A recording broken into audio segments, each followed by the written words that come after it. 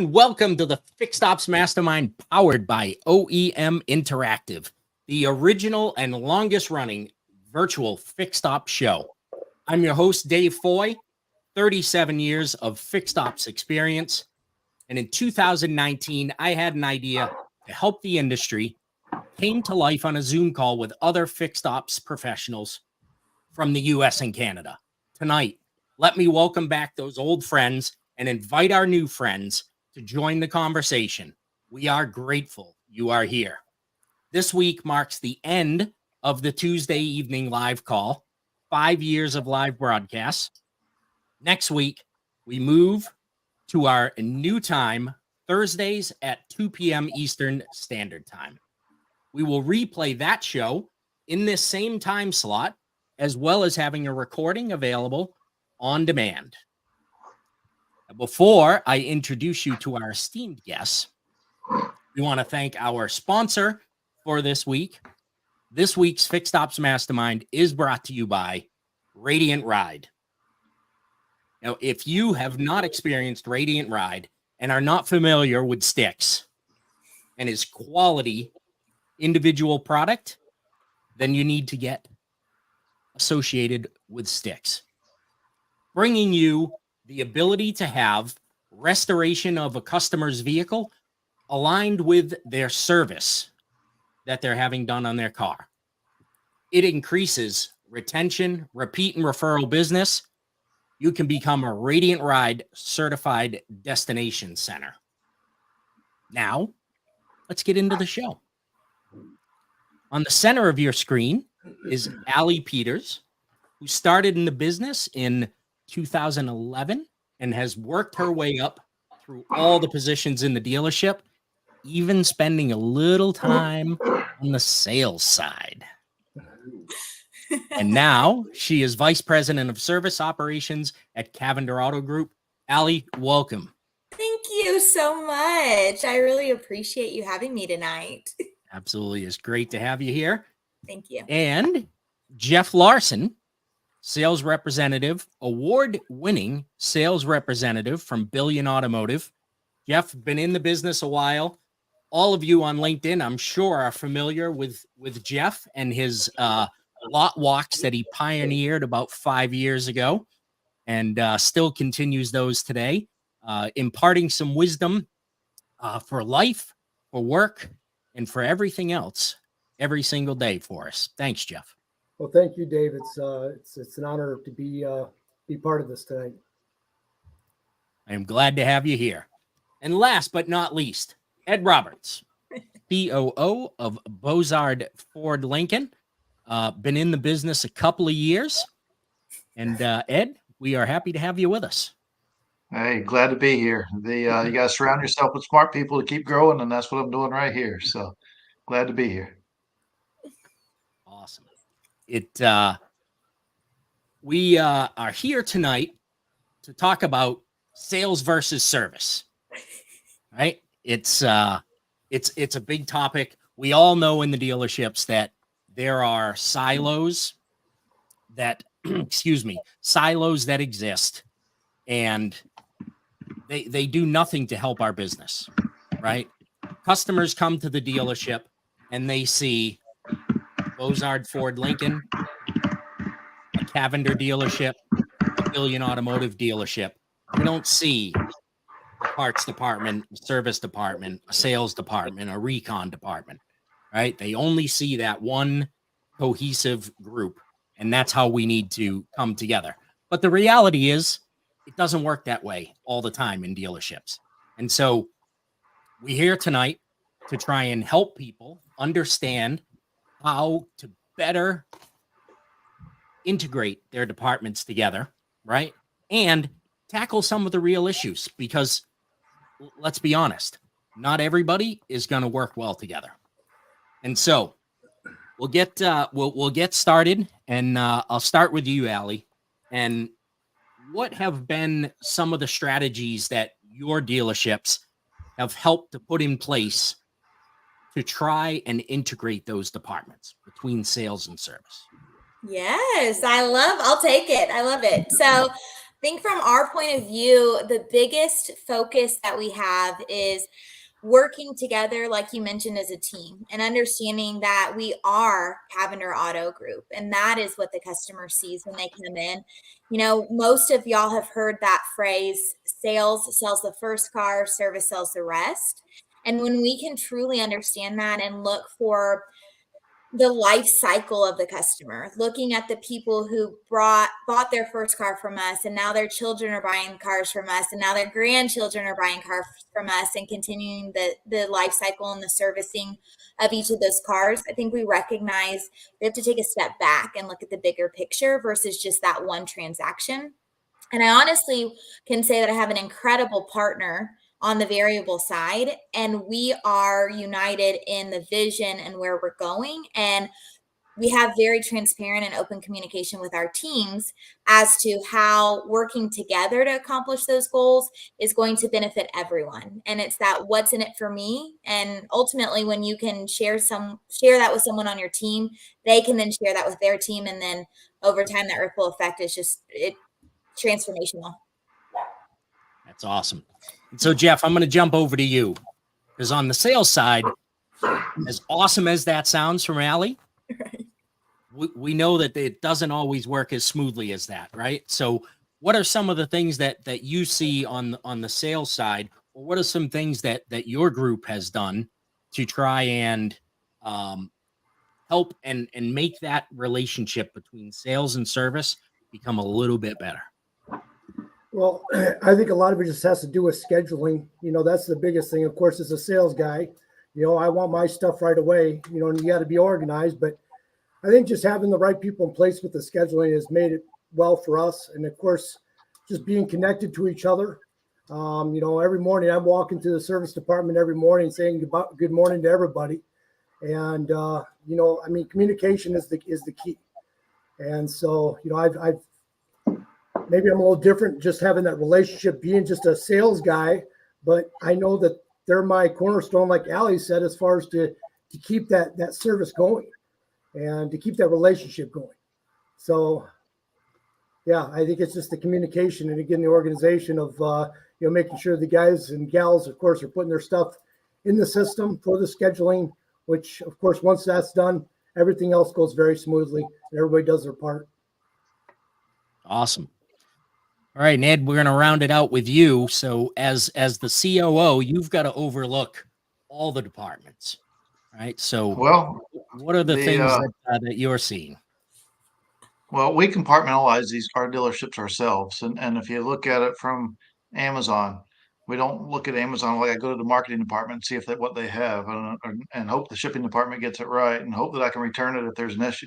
No, it's Amazon, and when I need to return it, it's Amazon, and that's one of the things that we try to focus on at our stores. Remove the friction and remove those elements.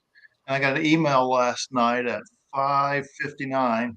And when I read it, I said, this is perfect for tomorrow night. I'm going to take a moment and read it real quick. So on 3/20/24, I purchased a 2024 F-150 from Bozard Ford. As luck would have it, the next morning I had issues with the instrument panel not working. I contacted Bozard and was connected with mobile services. They immediately set up a person to come and check out my truck. Upon arrival, he was unsuccessful in solving the problem. Arranged for me to get a rental truck and have my truck taken to the shop. Within an hour, a gentleman arrived with a replacement truck and took my truck to the shop. I was informed later in the day that the issue was a wiring harness that needed to be ordered from Ford. They were unsure of the time it would take. By Friday, 3/22, they had the part installed on my truck. On Monday, 3/25, they took care of the aftermarket items that I wanted to add to my truck as I requested when I purchased it, and had the truck back to me on Tuesday, the 26th. I am writing this because through the entire process, every person I talked to or with was very helpful, very positive, and worked hard to get my problem resolved. I believe people should be recognized for excellent work. From the first person I talked with in mobile services to the person who delivered my finished truck to me, the process made both my wife and I glad we did business with Bozard Ford. I wish I had all the names of the ones involved. So ultimately, if you look at the sales, it's mobile service, it's pickup and delivery, It's the loaner department, it's the service department, it's the accessory department, and it's the parts department working together to take care of one customer. Now, in most cases, in most dealers, that deal would have been unwound, would have put them in a different truck, whatever may have taken place, but it wouldn't have went that way because there had been a lot of finger pointing. And there's other stuff in the shop. I can't drop everything I'm doing for this or whatever, but we are one team. And those are the things that can happen when we work together as one team, because we're not the service department. We're not the parts department. We are Bozard. And as Bozard, we need to take care of our customers as Bozard, just like Amazon. That is a great email to receive. And it probably makes your heart drop a little bit when you start reading that the truck they just picked up was Exactly. not running. So what was the total number of departments that had to work together to get that customer's car back to them? Well, if you count sales as just one department, it's 7. It's sales, it's the mobile team, pickup and delivery team. And let me, for the audience, I'll explain the size of our store. All these areas are departments because we're 372 people strong. It's pickup delivery, loaner department, service department, accessories team, parts department. If you want to count F&I on the sales department, there's 8 teams, but if you just count sales as variable, there's 7 departments that was tied there that within from the day that he purchased it to on the 21st being acknowledged of the problem to the 26th being delivered back to him with everything that he needed done in addition with his accessories. That's awesome. So Jeff, gonna go over to you. So what are when you think of times when service and sales have actually worked well together, can you think of a story where there was a service issue with a customer, either getting a customer's car delivered on time, right? You said earlier you want your cars done first. In getting a car delivered on time, maybe it was something that had to get done quickly. Maybe it was something that came up that was unexpected. Maybe the customer came in to pick up the car and noticed something on the car, or the check engine light comes on, something like that. Things happen, but something where service and sales really came together to make sure that the customer had a great experience. Whew. I could think of many times, really. There's been times, of course, coming in the morning there, especially, I'm one of the early birds walking the service department, and one of my service managers are right, hey, there's Jeff, and of course, here I am, starting my day right away. I got Mrs. So-and-so here. She's got this going on. Where again, it's just, I did a video here, was a week ago, talking about how teamwork makes a dream work. And I guess I just truly believe it that, just like Ed was saying, it's talking about being all one store, not separate departments. And, I could probably talk all night at different instances just because I've been doing this for 24 years, but that's where, again, it's the communication and just the willingness to, put our heads together, and just to get it done. Like I always talk about, just getting it done. Awesome. That's what it takes, right? It takes all the teams realizing that it's not about us, it's about the customer. And as long as we focus on that customer, then everything will come out right.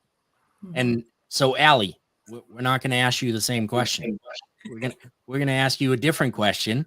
And what we want to know is, what role does leadership play in making sure that the departments are working well together?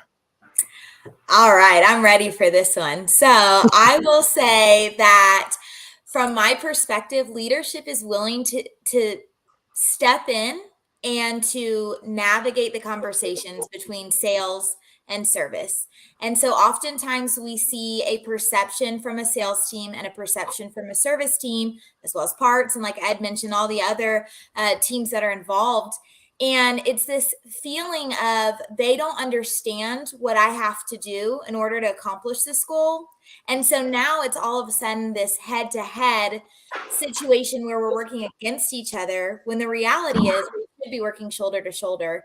And so oftentimes it is stepping in and bringing the parties together to talk about the situation and understand what the goal is, And then I have found that when we do that, it starts to open it up. And like Jeff mentioned, it's all about communication. When you have a relationship with someone who's on the sales team or the service side and you can partner together, you have a little bit of forgiveness, a little bit of grace as things are happening, and you're able to navigate that with the customer.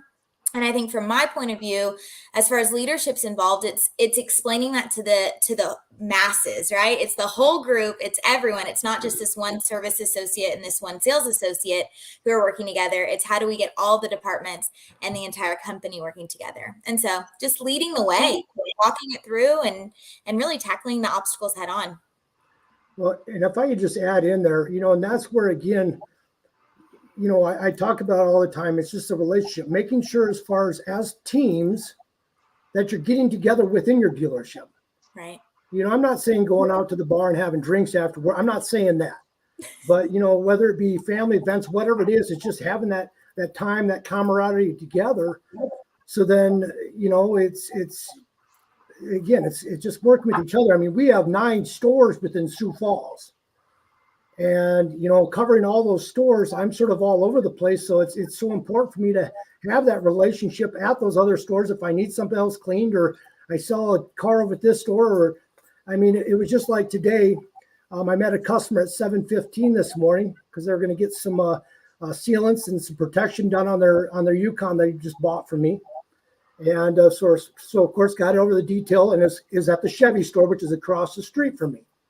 Well, of course, I messaged my guy, over there. I said, when it's done, just let me know. I'll come grab it as I have to get to the shop. His response back was, hey, Jeff, I already took it up there for you.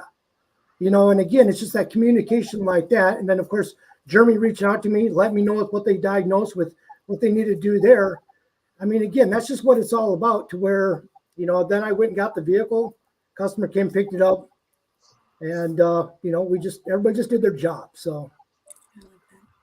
Awesome. So listen to that a little deeper because he's not just talking about one store with the departments working together. He's talking about multiple rooftops coming together to take care of one customer that may have started somewhere else and finished up here. And that's a huge hats off to you there for pulling that off and getting everybody working together there under different rooftops. Yes, sir. Yeah, that's presenting challenges, and I'm sure it's challenging just having that many stores within one city limit also. Yes. But then getting all those stores to work together, as we've been talking about, sometimes it's hard just to get departments within the same store to work together. And now you're talking about getting different departments, different stores that feel like completely different entities. Right. But they're all part of the same entity. They're all part of that Amazon that Ed talked about. Yep. Right. And yet they still have to come together and work for the common good of the customer.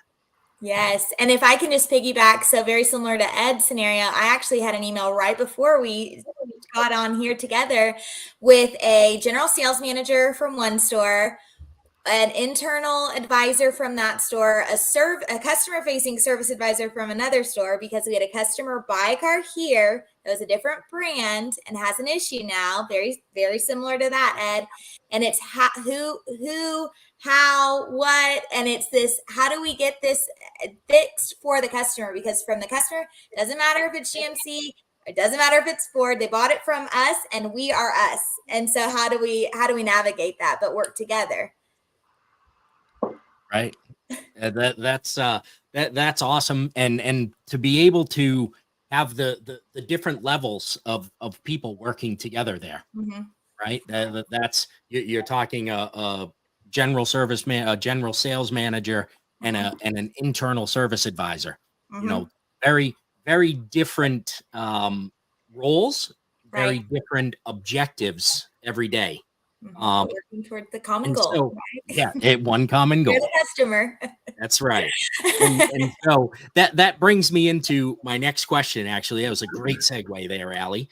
And so, what are some of the challenges that we face when we're trying to align the objectives of both departments, sales and service? Because we understand that we're there for the customer, right? But we also understand that sales needs to move metal, right? They need to move some units. Service needs to produce hours. Mhm. And those are not always in a line with each other. Yeah. Right. So what are we doing, and what are the challenges that we're facing when we're trying to align the objectives of each department? Is that one So, for me? Or is that Ed? Yeah, go ahead. Because I could give you Go ahead, Allie. scenarios.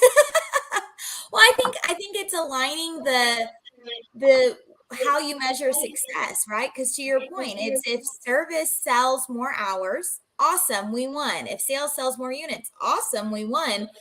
But if the sales mentality is I want to save my growth, so I'm not going to invest in reconditioning, then you may have a customer come back with a problem. And then we get to the place of, well, how do we take care of this customer? They just bought a car from us and our reputation is on the line and we sold them something that wasn't the best car. And now do we ask the customer to spend more money to fix the car? Does service take care of that from the customer's perspective? Does sales take care of it, but then it hurts growth? So it's really aligning those goals and saying, if we're going to measure service and sales in two completely different ways, then we're going to run into obstacles and we're going to run into struggles because we both are working towards goals that aren't aligned with each other. Absolutely. And Yep. so, Ed, hop in on that one. So we are wired as humans to defend ourselves. We're wired to protect ourselves and do those things. So from that, we always try to take care of ourselves first. And so we're always thinking, well, what's in it for me? And we have the shift. It takes intentionality to make that shift to what's right for the customer. Right. And then from a leadership standpoint, that's where we have to be involved and set the tone for take care of the customer, then we'll take care of you. Because a lot of times in stores, we try to figure out, well, is that deal going to get split? Or am I going to get the hours? What is that going to be? What is that? All you got to set the tone from always take care of the customer first, and then we'll figure out the details. But when you do that, you have to figure out the details. You can't say, I'll come back to you. We'll come back to that later. We'll figure it out. You have to take care of the details because that's the most important element to them. They will ship for you until you leave them hanging one time. But it's setting the tone with intentionality that it's customer first and that they are the ones, like Allie said, that pays the bills for all of us. Yep. Mm-hmm. Absolutely. All right. We are going to take a really short break here for the quote of the week. And that is from Elon Musk. When Henry Ford made cheap, reliable cars, people said, nah, what's wrong with a horse? That was a huge bet he made, and it worked. The quote of the week is brought to you by Chameleon, Driving Change. If you guys have not met Jim and Josh, with products like AI Volt, Time AI, and Warranty AI, they are changing the industry, making it easy for us in fixed ops to get a quick look at our data every day without spending a ton of time burying our heads in a computer when we need to be out taking care of our teams. And so Time AI, AI Vault, Warranty AI, and Jim and Josh over at Chameleon, make sure you reach out to them. All right, let's get into sales and service working against each other because it does happen. All right, so what are some of the common issues that we see when there isn't coordination between sales and service? It doesn't always go smoothly. And sometimes Jeff is not nice, Jeff, and he just wants his car done first. And so what are some of the things that we see when departments are not working together? And Jeff, we're going to start out with you on this one. Yeah, well, first of all, the one thing I guess, that we've done as a dealer group, because like I said, we have 9 stores within our dealership in Sioux Falls alone, is that we've built a centralized location where all of our vehicles that are trade-ins, detail, and everything go to where then each, standalone dealership can then focus on the customers that are coming in. That's definitely been a plus. But yes, it definitely causes some, running around, and was it Ed or Allie that talked about, well, I think it was Ed talking about how everybody wants to protect themselves, and yes, unfortunately, you might have some finger pointing that goes on every once in a while, but like myself, I'm so customer oriented. to where, we've ran into those situations where, and again, if the customer's there and it's maybe getting this, let's just take a time out. Let's put a smile on our face, maybe step back to the office and talk about it, figure it out. And again, you've got to put those customers first. So I'm sort of losing track there with where we're going. I'm sorry.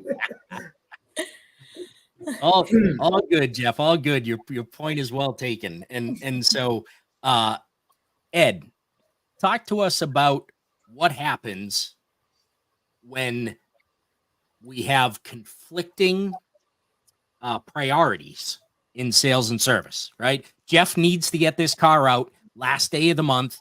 He's this far away from being salesperson of the month again, and he needs this car out. But service has got a full schedule. So what do we do? How do we overcome that? So we have to stop the finger pointing, because where that comes from is all finger pointing. That's not my fault. He's always that way at this time of the month when that happens. They don't care about us, what we have going on back here. All they care about is what they got in front of them. My car runs fine. I'll be out of here soon. It's all finger pointing. It's nobody taking ownership of where does the customer fall in line there. And so in order to shift that, we have to look at it through the customer lens.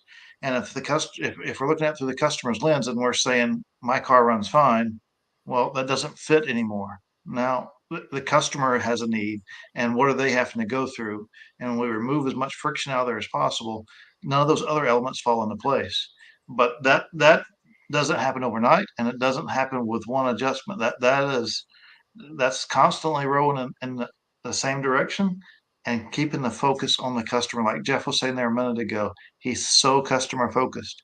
Well, if you guys didn't pick up on that, he's been the salesman of the month. He works for Billion Automotive Group. He's been the salesman of the month for 1 billion months. That's because he's focused on customers. And when we do that, we can't blame, but you got to remove the blame game. 100%.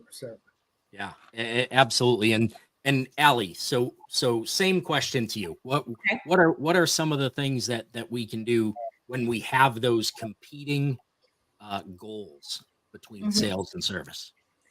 So I have a lot of feelings right now. So I'm just working through them, but it's like Jeff mentioned, is sometimes just taking a step back, because Jeff is going to be focused on the customer who's in front of him, that he is working on the one car. And if he's not in a scenario where he has a relationship with someone in service, they have 25 customers that they're focused on taking care of. And so his is one out of a handful that they are prioritizing. And so I do think that it is that being able to take a step back, pump the brakes, look at it creatively. And as we talked about earlier, every day with our customers and service truly is a game of chess. How can I get as many customers taken care of in the day that I have in front of me? And if we can focus on that, and our advisors understand what the why is and can take that step back and think creatively, and ultimately that falls on us as leaders. We have to start that. We have to model that, and then we have to teach it to our team so that they can implement it when a sales associate is in a scenario that they need help. And so it's just that taking a deep breath, and just it's like Tetris, right? You just rearrange the day if you can. And if you can't, be honest about it. But if you can, just try. I mean, I think that's ultimately all we need to do, is just try. Show people we care, and we're going to try. Exactly. And so what are we doing? What are we doing at our stores to help prevent this misalignment? Because the reality is Jeff has a pay plan. Allie has a pay plan. Ed has a pay plan. Everybody in that service department and sales department has a pay plan, and everybody is going to work their pay plan. Right. So what are we doing to bring those together to make sure that we are working for that common goal, the customer? Ed. I'll start with that. So I preach all the time that people repeat what gets recognized.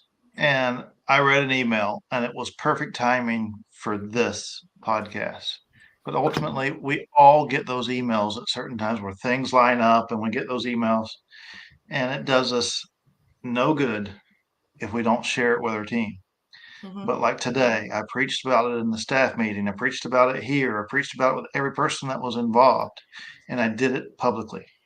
And when people repeat, what gets recognized? Well, that person that didn't get the recognition that was standing right there next to them think, man, that'd have been cool if I got tied into that, but I didn't get whatever.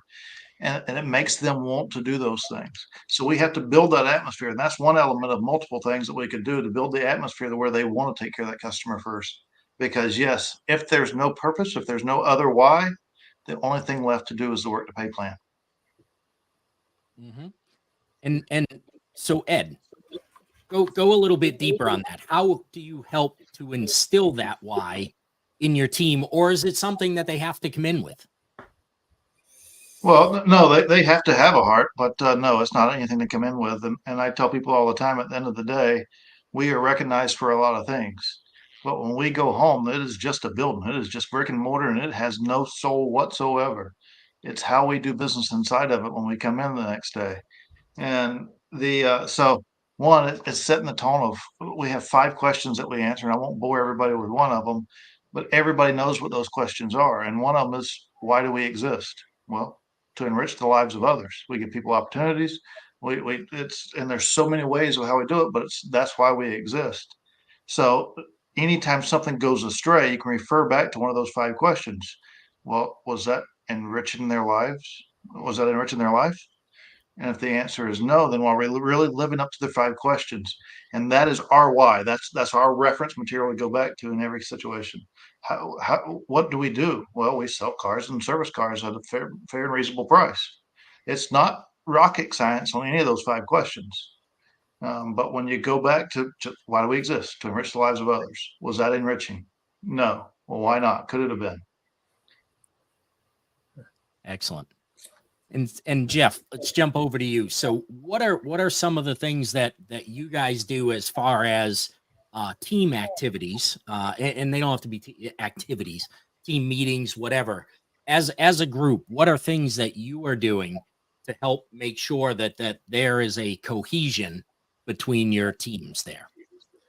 Well, as far as like just within our own store, we'll have big old meals, we'll clear out the showroom and have big old meals just to sit down, whether it be over the holidays or just, again, because we hit presidential award for Toyota, just different things like that. Because again, we only get there because we worked as a team, and that's where, I mean, yeah, was it Allie that was talking, or Ed that talked about, that, or you asked the question, does a person have to have it in them? I mean, yeah, 100%. You got to have that want, desire, drive, and everything else. And, of course, I think it's more important than anything that the salespeople, I mean, we're like the front lines. We're the front lines of that Amazon, as you put it, Ed. And of course, it's that impression. And again, that's where I think it's so important that obviously it's starting there, to where, of course, when those cars are getting sold, that obviously, there's proper introductions into service and everything else, so people know where they're going. But again, as a salesperson, it's just wanting to get to know who you're working with, because, when you're looking at this as a career, I mean, like myself, I mean, it's who's next in line to take care of if you do have a problem, and again, that's where it's just that relationship, communication. And just doing those different things together and building that camaraderie is what it's all about. Yeah, it's so important for the team to really get to know each other, right? It's not as everybody has heard said, we spend way more time with our work families than we do our real families, and it's important to have that relationship there, to understand what other people around you are going through, to understand that at times Jeff's going to need a little more assistance. Ed's going to need some assistance. Allie's going to need a little help, right? And if you don't understand who the person is and where the person's coming from, you're never going to be aware enough to understand when those situations arise. Mm-hmm. And so sales and service, it's a love-hate relationship. right? Allie has worked on both sides of it, and Yeah. sorry, Jeff, you landed on the right side. You landed on the fit side. I have a favorite for sure. So what are some of the things that what are some of the systems and processes that are being put in your stores to help prevent that misalignment? Right? We know it's there, and so what are we doing to actively prevent that misalignment? And Allie, we'll start with you on this. Okay. So we actually, probably in the last month or two, at this point in my life, all the days and months blend together. But recently, sometime in 2024, we had a meeting with our used vehicle directors, our internal advisors, our service managers, our VP of variable, myself, our VP of parts, pretty much anyone who touches the car in the recon process. The people who are appraising it, the people who are pricing it, the people who are fixing it, the people who are approving the repairs. And we all came into a room, and there were probably 30 of us for 8 stores. And we just sat down and we walked through the process, and we said, where are we failing? Where are our obstacles? We had our vendors come as well. Same thing. We had accounting come, because I was tired of hearing we're having a problem with this. We're having a problem with this. So I just put them all in a room and I said, let's talk about it and figure it out. And so when we all got in there together, we were now not just a name on a screen. And I think that really changed it. Is you have a vendor who you're frustrated with because they're not sending you your invoice. You have accounting who's frustrated because we're not sending their PO. We've never met these people. We don't have those relationships. And I will say, after that meeting, our reconditioning process improved significantly. And now we actually just leveled up. Yesterday, we implemented a new process where we are confident in the repairs that we're doing day one. And like we talked about earlier, instead of punting the car and going like, maybe it's going to come back, we're now saying, no, the right thing to do is to invest into the car, fix it now, and then sell it with that cost already associated with it. We have warranty on the car. We'll take care of you if you've got a new problem. But we're not going to just roll the dice and cross our fingers. We're going to spend a little bit more right now to take care of our customer. And I think that our sales team, our service team, our management team, we're all on the same page of that, is understanding, let's fix it from the beginning so that we can remove it. And Jeff's concern of, hey, I have this problem, I need it fixed right now. Those are going to be now exceptions to the rule versus the norm, which is then you're on that hamster wheel of insanity, and no one wants to be there. So that's my answer. Work together. Awesome. I love the idea of bringing everybody together to figure out what the issues are, because it's really easy to do the finger point, right? That's a really easy thing to do, especially in the virtual world, right? Yeah. So to get them together. Jeff? And that's just where I want to add in, because that right there is what is so important in, especially in how competitive the market is anymore these days. Yes, you're investing in those cars, which again is, giving your guys the hours and everything else, but then it's making it easier, and it's saving more time for myself to focus more on my cars or on my customers. Like I always tell my customers, I'm not here to sell a headache. I don't have time for a headache. I remember 24 years ago when I started selling cars, and my close would be like, all right, besides the dent in the rear corner panel, the rust, the cracked windshield, and the bald tires, is there any other reason this vehicle wouldn't work for you? Come on, really? But that's how it was, unfortunately, because you didn't have the internet, that obviously something like that, you're going to get burnt social media. Where of course, if you're setting your cars up right in the first place, and your salespeople can go out there and confidently say, hey, this is a good car. You're buying a good car for me. I'm not going to sell you a headache. I mean, it's I don't know. I know it sounds easy, but well, that's the funny thing is it is easy, right, Jeff? It is. It is, and we just need to stick to processes and do things right, and again, keep the customer as the focus, and the business does become easy. 100%. Ed, gonna move over to you. And so as the guy who has to oversee all the departments in the dealerships, what is leadership doing to respond when there is an issue between sales and service? What's the resolution look like? So the resolution is whatever it needs to be. And that sounds easy. And we talked about with Jeff talking just a minute ago, that it sounds easy. We overcomplicate it. A lot of times we know the right answer. We back things up. But it's about, and some of this was talked about with what Ali and Jeff was talking about a minute ago. It's what's the vision, get commitment to the vision, share that with everyone, communicate it with everyone, and then create the process and follow it. Well, that's exactly how you lead a team. You create the vision, you you get commitment to the vision, you communicate it, you cascade it down to everyone, and then you put processes in place that works towards that vision. And so it's all hands on deck when there is an issue. It's not that that's Jeff's problem. He sold that customer and he shouldn't have sold that car to begin with. Well, if he shouldn't have sold that car to begin with, we shouldn't have put it out there on a lot to begin with. So where does that responsibility really lie? Well, it lies within the dealership, not with any other one person. But if we cascade that information all the way down, then everybody's pushing towards that same direction. And then when we're not, and we step outside of that and we go in a different direction, they're blowing the whistle saying, hey, hey, hey, this is not what we talked about.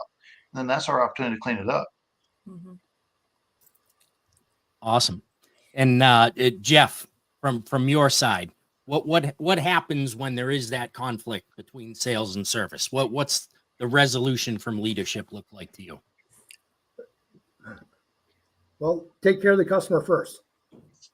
Take care of the customer first. Let's figure it out later.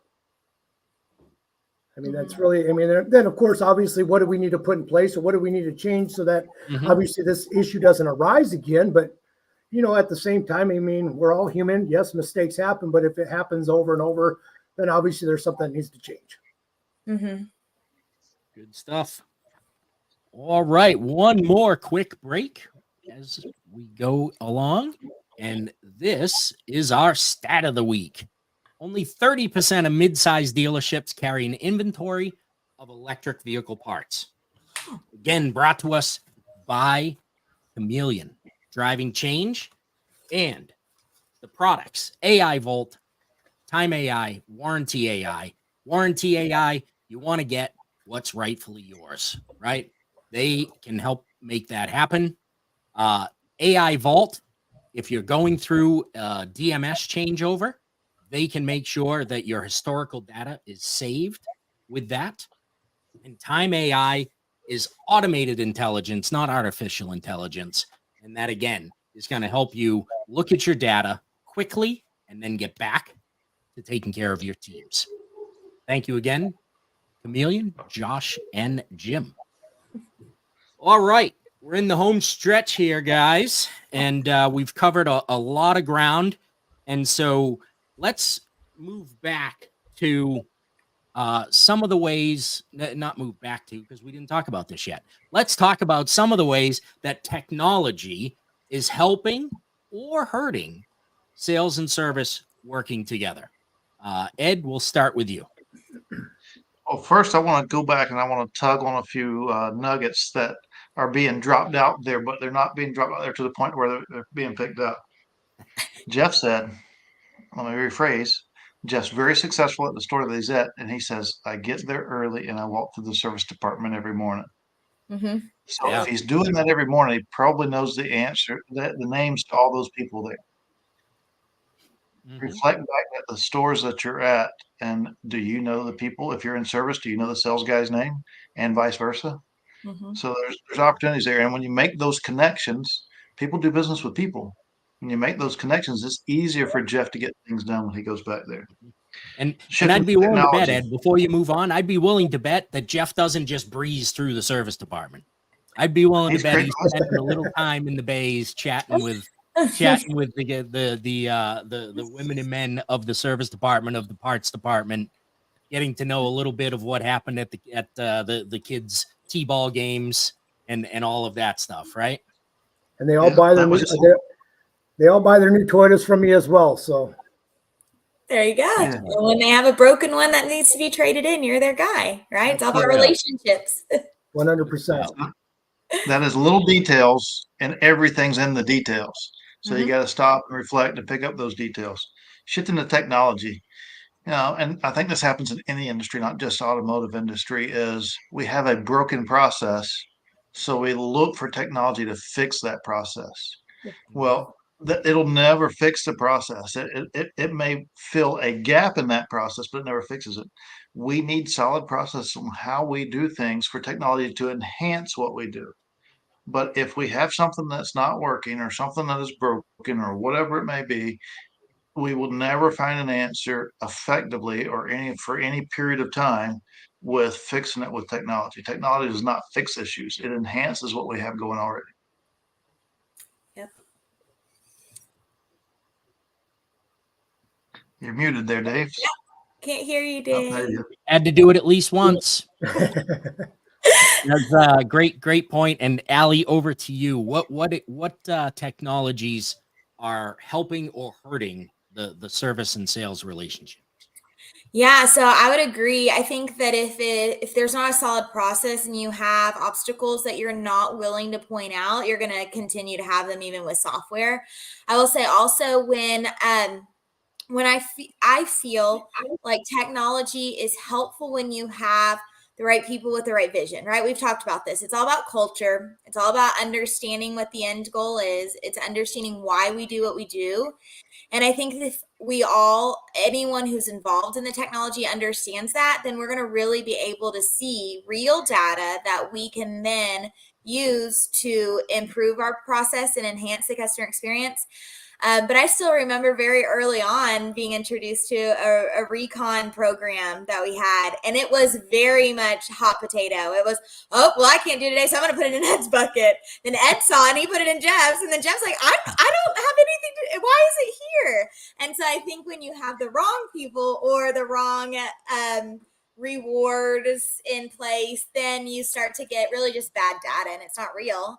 So I think that technology is wonderful when you have people who are, again, just it's all about being on the same page, understanding where we're headed, understanding why we do what we do, and then working to improve it month over month, day over day. Good stuff. Jeff, I'm gonna give this question to you too. Although I know that tech is not a big part of what you do because you are a people guy. But how do you see tech either enhancing your relationship with the customer, with service, or hindering it? Well, and again, it's just got to be used as a tool, not as a crutch. On the sales end of it, the unfortunate thing is that I feel so many leaders or managers or whatever, they're relying on their computer systems and everything else to do such things as like follow up. And it's like, I'm sorry, I'm out on that. That's where, of course, from the service side of it, and making sure that you have a good BDC department to be actually talking to people, calling people, and of course, when people are calling in to make appointments, make sure they're able to get a hold of somebody and talk to somebody that knows something. I mean, I tell all of my customers, that's a lot of people, to call me or text me when they want to get service done. It's not that I don't have confidence in my BDC or anything, but I want to know what's going on. Yeah. And it gives me an opportunity to, well, if there is something more going on, that maybe it's another opportunity for me to sell another car. Mm-hmm. But again, it's just because I want to take care of my customers. So maybe I'm a little different from that aspect. But again, I don't know. I think it's just becoming too much where people are relying on it too much versus just using it as a tool to succeed. Yeah. As you rightly stated, Jeff, it can't be a crutch. No. Right. And Ed, you said it's never going to solve an issue. It definitely is not going to solve an issue. Jeff, from your point of knowing who the customers are coming in for service, every store that I ran, I printed out the appointments the night before and hung them up in the sales department so they could see who was coming in. So if they had a customer that was coming in, they could come out and talk to them in the service drive if they wanted to. It was available for them. Here's the customers that are going to be here. And if you want to come and say hello, go right ahead. Yes. So absolutely. I mean, that opportunity to I mean, that's where the service department is so important. And of course, salespeople, they need to know that. I mean, to make sure that they're going there, making sure that everything is going fine, even if it's just an oil change or tire rotation. Yeah. Make sure they're saying hi. I mean, it's a relationship that's going to grow them. So, and again, it's all part of, because people, there might be somebody sitting at customer lounge and they see a salesperson come over and start talking, and again, it's just that interaction, like, wow, this is just a good feeling, just that family type atmosphere. And, it's amazing how many referrals I've got from just doing that, because, after I leave my customer, then another person says, "Is that your sales guy?" And next thing you know, I'm getting a phone call or text saying, "Yeah, you were talking to so-and-so, and I'm actually looking at this and this." Okay, sounds great. Let's go. So. And that's the right way to do it, right? And a lot of times you have stores that try to set up where they have somebody from sales come out to talk to customers in the service drive or in the waiting area. Yep. And that conversation, instead of being just a conversation of what happened in the game last night, whatever it is. I told Ed earlier today, I've got some snow coming in. Lucky me. There's always something you can talk to a customer about. And unfortunately, a lot of times that it turns into, "Hey, how you doing? I'm Dave Foy. Hey, do you want to buy a car today? Are you looking to trade? You got your car in for service? You want to find out how much it's worth? I can get you a trade evaluation if you want." Right? I really need to buy your car. We have a customer for your car. Help me out. You get this instant reaction, right? And we all do the same thing. You walk into a store and somebody says, "Can I help you?" What do we all say? "I'm just looking." Right? Even if you actually need help, we instinctively, "No, I'm just looking." Right? It's the same thing in our stores. So that's the right way to go about it, Jeff. Just have a conversation, talk to the people that are sitting in the waiting room, and it's amazing what happens from there.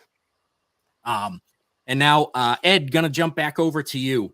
And so I'll say this should be a fairly self-explanatory question, but what are some of the long-term effects of sales and service not working well together?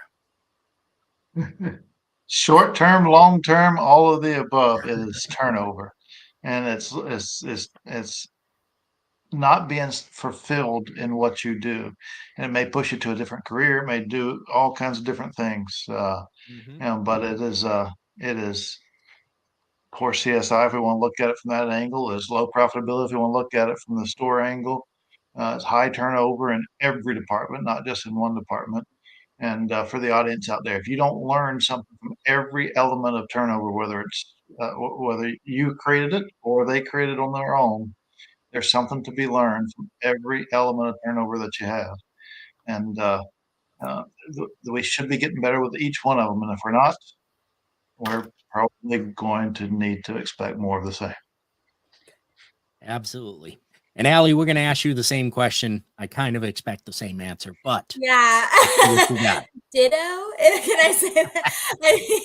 I mean, you're going to lose customers. You're going to lose associates. I think I feel very grateful because I worked for a gentleman right out of college, and he said that his goal in life and the reason his why for doing what he did was to change the way that people viewed the car industry. And so from 22 years old, I heard that, and that resonated with me. But I still, right now in 2024, I think there are dealerships around me that are absolutely old school. No one wants to work there. They're horrible. And like Ed said, their turnover, it's a new manager every 3 months. So how can you expect anything about it to be good? I think they just sell cars really cheap, and that's how they win. Or they think that I don't know how they're. So all to say is ditto to Ed. You're not going to be in business, and if you're going to be in business, you're going to have a horrible reputation and maybe doing something shady on the side to stay in business. So that's not what I want to be a part of. So take care of your people, communicate, and everyone works together. There you go. Jeff, we'll round it out with you. Well, all I got to say is I sleep very well at night. It's one of those things, it's just doing the right things each and every day. Yep. You take care of the customers will take care of you. That's right. That's exactly it. Mm-hmm. All right. we are less than 5 minutes away from an end to the reinvented Fixed Ops Mastermind. I want to take this time to thank our guests, Ed Roberts, Allie Peters, Jeff Larson. Yes, I am thank grateful you. for your time and your knowledge and how freely you share that with the industry. I want to thank our live studio audience here. We appreciate you being here, and everybody who is watching online, thank you so much for being here. One more time, we want to thank our sponsor for the show tonight, Radiant Ride. And Radiant Ride delivers convenient service experience at dealerships. Customers are going to be able to get their cosmetic work done at the same time they're getting maintenance done. And again, if you haven't met Styx, you need to reach out and connect on LinkedIn. You will not be sorry. And once you're connected with him, he's probably going to send you a set of drumsticks, right? There's a reason that he's called Styx. And so become a Radiant Ride certified destination center, and it will definitely help your retention, repeat, and referral business. And so once again, everybody, thank you so much. I am so grateful for the time you have spent here and the free information that you've given to the industry to help the industry. And with that, we will take it on out. And thank you very much, everybody. Bye.